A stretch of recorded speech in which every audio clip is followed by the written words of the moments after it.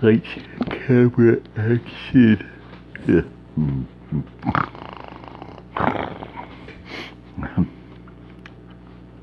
Chapter 19. Lights out. Within a couple of minutes, a small crowd had appeared, and they were asking questions about what happened. A woman came running up. Bob, are you okay?" she cried. "Kathy, it's okay. I'm going to be fine," the preacher said, seeming to regain his faculties. "What happened?" she asked. "I was working on the yard in front of the church when these hoodlums drove up and demanded I give them all of the wine in the church. I tried to explain that we were Baptists and used grape juice for communion, but I guess they didn't like my answer, and they started beating me. Thank God these men came along and saved me." "Thank you so much," she said to the three men with tears in her eyes. "Could you help me get him home? It's just a little ways down the road." "We'd be happy to, ma'am, but my wife's on her way, and she's a nurse. Why don't we wait for her to get here before we move him?" Jim advised. A couple of minutes later, Gunny came roaring up. He and Lisa got out of the truck, and she examined the pastor. Once she'd checked to see if he had any neck or back injuries, she gave the okay to move him carefully. They put him and his wife in the back seat of Mark's truck and drove them to their house. Once inside, Lisa bandaged his head and checked to see if he had a concussion. She determined that he did, but said it was probably very mild. She then taped his ribs, as she figured they were at least cracked by looking at the bruising. Lisa instructed the preacher to take it easy for a while. She told his wife to wake him up every couple hours during the night and to come and get her if he wouldn't wake up. Started having trouble breathing, developed a severe headache, or if anything else seemed to be bothering him. The pastor, who seemed to be getting better by the minute, introduced himself and his wife. He said their names were Bob and Kathy Jones. He thanked the men and Lisa over and over and insisted that they and their families come to church on Sunday. "Mark's family and ours had already planned on coming this Sunday," Lisa said. "That's great," Bob responded. "I'll have to see if I can make it," Gunny said. "I hope you can." "I haven't been to church in a long time," Shapiro explained, "and besides that, we're Catholic." "Brother Shapiro, please don't let that keep you from coming. We had several Catholic families come worship with us last Sunday. It was just too far for them to walk to their church, and we were glad to have them visit. Plus, God is always happy to see his children in his house, no matter how long it's been." "Well, then, I guess we'll be there." "Excellent." "Pastor," Mark asked, "I noticed the temperature in your house is very comfortable compared to ours. Is it because the house is all rock?" "That may be part of it, but the main reason, I think, is the windows. You see, this parsonage was built in the late 1940s, before they had air conditioning. The windows go almost all the way up to the 10-foot ceilings, and they open from the top as well as the bottom. That lets the hot air out. They put central air in the house 8 or 10 years ago, but we don't have to use it unless it gets really hot outside. The church is built the same way." "I see. Too bad they don't build them like this anymore," Mark observed. "By the way, do you two need anything?" "No, thanks. We're okay on food, and there isn't really anything else that we need," Kathy answered. "How about water?" "We're just inside the city's water service line," Bob explained. "Okay, then I guess we better get going." "Thanks again, and we'll see you all Sunday." "Make sure you come get me if he has any problems," Lisa told Kathy again as she showed them out. "Just send someone to the entrance of the subdivision, and the guards will tell them where Mark's house is." "Okay, I will," Kathy promised.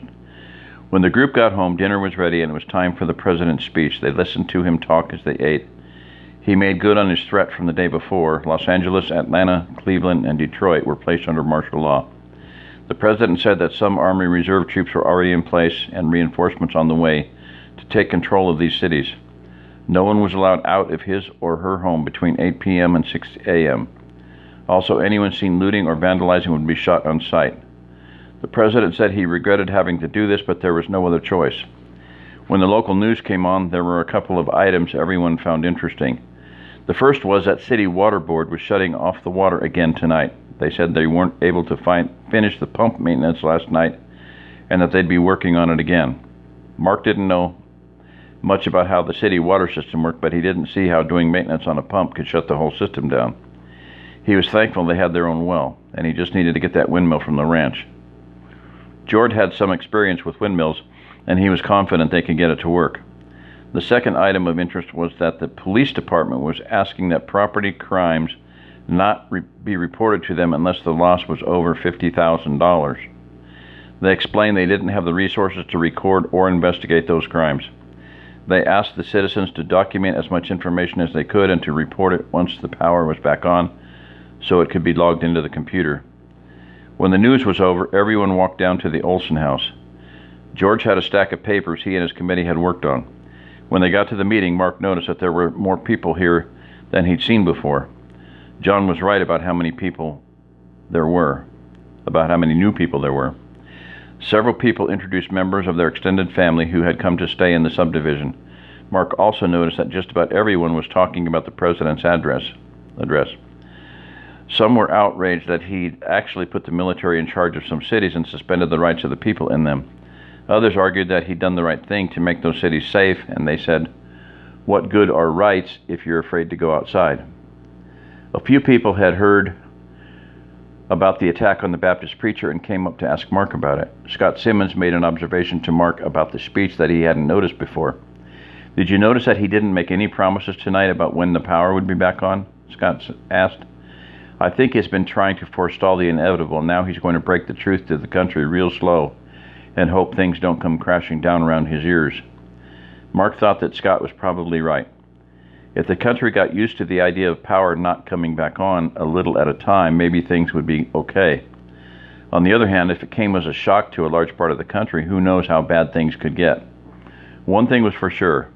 This was the first time Mark could remember that the president not making a prediction about when the power would be back on.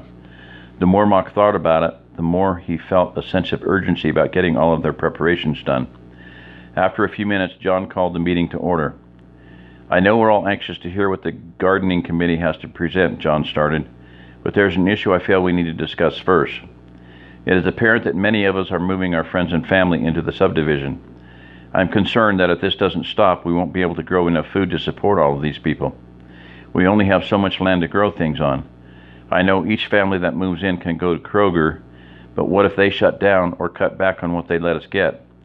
What if we can't drive everybody anymore? Plus, we're all getting water from Mark. He runs his generator to pump us water. The more people we have here, the more water we need and the more gas he uses.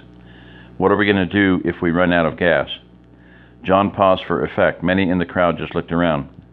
Some nodded their heads in agreement. A few turned red in the face. "So what are you suggesting, John?" someone in the crowd called out. "I would suggest that we limit the number of people who can live on any one property to 10. "You can't do that. Some of us are already over that number," another person shouted. "We could grandfather anybody who already has more than 10 to the number they now have, John explained. "Let me make sure I understand what you're suggesting, John," Professor Petrie said. "You want us to limit the number of people who can live on my property?" "Yes," John said. "The property I paid for? The property brave servicemen and women have gone to war and died for so that I could own it and use it as I see fit?" The professor paused. "What are you going to suggest next? That we adopt the policy of Red China and limit every couple to one child?" Mark looked around. The heads that had been looking around a minute ago were now nodding, and those who were nodding were looking around like guilty schoolboys. "Well, it's something I think we're going to have to make some hard decisions about," John stammered. "Mark, how long can you keep pumping water?" "Yeah, John, drag me into it when you get your back against the wall," Mark thought. But he knew he needed to try to stay on John's good side since the security meeting was right after this one. "I don't really know, John. That's a valid concern, but it should make you all feel better to know that I have a plan to get a windmill. That should give us all the water we need." "That's good to know, but we still have the food situation to deal with." It didn't seem like John wanted to let this go. "Maybe we should hear what George and his committee have to say about growing our own food. Then maybe we can all think about it for a day or two. How does that sound to everyone?" Mark asked, hoping it would cool the crowd off without stepping on John's toes. Everyone seemed to be in agreement. "Okay then. I guess we'll hear from the committee now and talk about this more tomorrow," John said in a matter-of-fact tone. George and the other committee members walked up to where the driveway met the garage. This had become the de facto speaking platform. The members conferred with each other for a second, and George cleared his throat to speak. "We have a lot of good news. For some of it's preliminary, as we still need to find more seed and check on a few items. However, the soil here appears to be quite fertile, and we have enough land between the empty lots and everyone's backyards to grow a lot of food. What we've tentatively come up with is to use some of the empty lots to grow things we'll need a lot of, like corn, beans, and potatoes. Then everyone who wants to can put in a garden for their family to use. We can also raise some livestock. Some of you already have chickens, and one family has some rabbits. We could even raise a milk cow or two if we could find someone to sell us one. The bad news is that we have a lot of work to do. We have 3 tillers, but one of them is pretty small. There are only 3 gardens in the subdivision right now, and only one of them is of any size. We need to get started tilling the soil that we want to plant immediately. A lot of the items we want to grow need to be planted in the next 3 weeks. How quickly can we get any food out of the garden, someone asked. Well, a few things you can start harvesting about 2 weeks after planting, but most real food stuff takes 6 to 8 weeks to make. The committee thinks we should start tilling some of the empty lots tomorrow and try to get them planted as soon as possible. Some of the committee members are going to try to get seed tomorrow, and some of us are going to coordinate the tilling.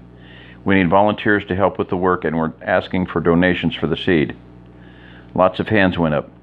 Yes, George pointed to a gentleman in the front. Going back to what John was talking about, if we can get everything planted and going, how many people can we feed? That's a hard question to answer. It depends on a lot of things, but assuming we couldn't get any food except what we grow here, let's see, we have about 45 acres in empty lots. If we use all of that for planting and keep any animals on the private lots, we could grow vegetables for about 10 to 12 people per acre, conservatively, so that comes out to, say, 500 people, give or take. That's why I'm saying 10 per household. We have 47 houses, and 10 each would be 470, John interjected. Remember, that doesn't include any private gardens or the possibility of bartering with a local farmer, George added. Plus, the numbers I gave you are really rough. We could work on it some more and probably give you all a better answer in a few days. The crowd seemed satisfied with that. A few hands went up, and George pointed to a man with his hand up. Yes? I can help plow. Thank you. Yes, he pointed to another man. If we want to donate, who do we give the money to? You can give it to Mary Patterson. She's going for the seed tomorrow if we can get a truck, he answered. And if you would like to help with the tilling or planting, meet us at Mark's house at 7 o'clock in the morning. All of the other hands dropped. Does anyone have any questions? When no one said anything, George turned the meeting back over to John. John asked if anyone had anything else, and Mark raised his hand. Yes, Mark. I was wondering if anyone had an older car or trailer we could use. We can probably get anything made before 1980 to run, and maybe even some that are a little newer than that. Also, if anyone has any kind of trailer, it could be used to help us haul more stuff per trip. 4 hands went up. Dr. Vasquez had a 2-horse trailer at his office. Another man had a small motorcycle trailer. Manny Hernandez had a 1988 Suburban. Oh yeah. Mark told him they might be able to get it running, and he'd talk with him about it later. The last man with his hand up was Professor Petrie. Mark called on him. I have a 1977 Trans Am in the garage. I tried to start it the day of the burst, but it would only turn over. If you can get it running, we can use it for whatever, but I have to warn you, it drinks a lot of gas. We have plenty of gas sitting in cars that won't run. Maybe tomorrow we can try to get the parts. Mark looked back at John. That's all I have. Anyone else? John looked around. John asked, looking around. Well, then I guess we're adjourned. If you need to go to the store in the morning, be here at 7:30. Members of the security committee will meet now. Everyone except the committee members and Gunny headed home. Mark and Chaparro had asked him to stay for the meeting.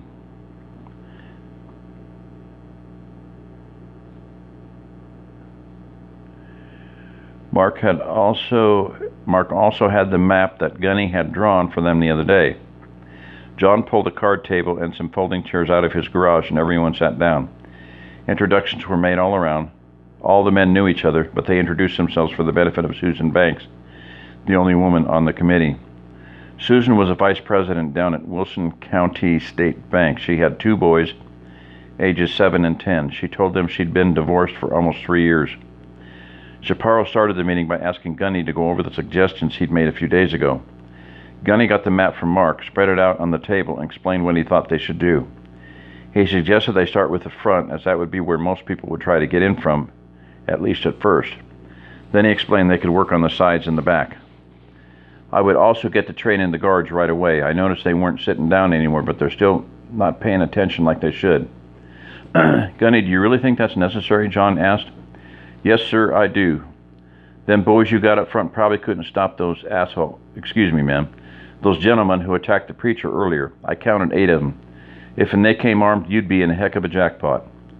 But that was just a bunch of gang members or druggies looking for some wine, John argued. Yeah, you're right, and it's only been, 9 days since the lights went out? And everyone still pretty much has food and water. In a couple of weeks, when the food runs out or the water quits running, how big and how desperate do you think the groups are going to be then?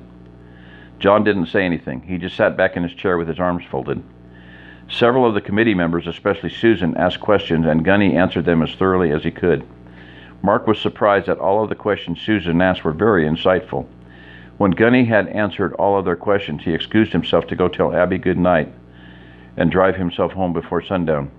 Mark asked him if he could come over first thing in the morning to help run some errands. Gunny responded affirmatively and disappeared down the street.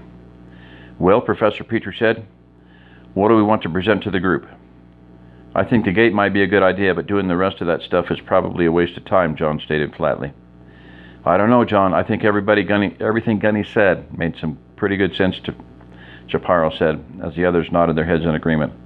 I think we should suggest that we start on the gate, ditch, foxholes, and barbed wire fence for the front, and get a training program going for the guards. Once that's done, we can look at what the next priority should be. Who are you going to get to train the guards? John spewed.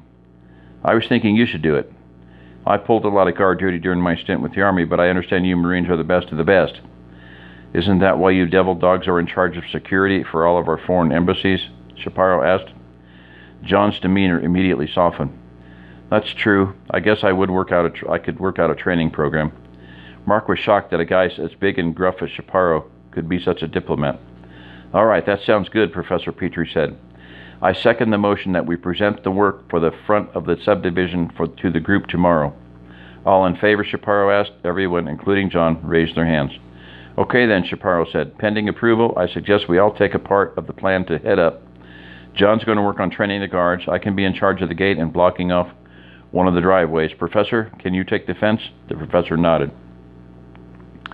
That leaves digging the hole, the ditch, and the foxholes. Since that's the most labor-intensive job, would you two take it? Shapiro asked, looking at Mark and Susan. Susan nodded as Mark answered, That'll be fine. All right, I guess we'll see if we get a go tomorrow night. Everyone got up, shook hands, and said goodnight. They all headed home except for Mark, who went with Professor Petrie to look at his Trans Am. When they were out of earshot from John's, Professor Petrie spoke. Man, that Shapiro really handled that well, don't you think? Yes, he did. It surprised me that he was so diplomatic. Me too. I hope he can keep it up. I probably would have lost my temper with John, and I'm usually a pretty calm guy. I know I would have lost my temper, but Shapiro just acted like nothing was the matter. I'm glad we picked him to co-chair the committee. Me too, the professor agreed. When they reached the Petrie house, Mark looked at the car. He whistled, Man, Professor, this is sweet. T-tops, 4 on the floor, and it's just like the one they used in Smokey and the Bandit. Please, call me Ted. It was mine when I was in graduate school. I put it up after my son was born, so he could have it when he got his license. Do you think we can get it to run? Yes, Ted, I do, and since it has a trailer hitch, it'll be a lot of help. The two men made plans to go to the parts store in the morning, and then Mark headed home. That was the end of chapter 19.